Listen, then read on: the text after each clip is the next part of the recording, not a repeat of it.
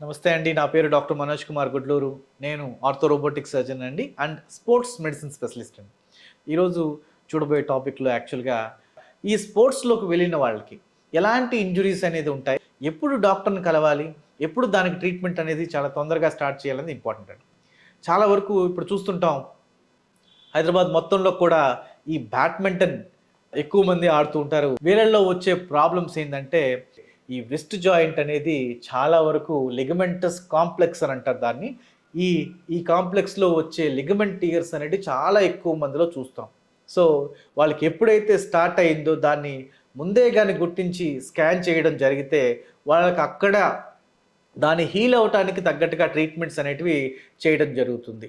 ఇలాంటి updated information గురించి follow కావడానికి నా పేజ్ ఫాలో అవ్వండి.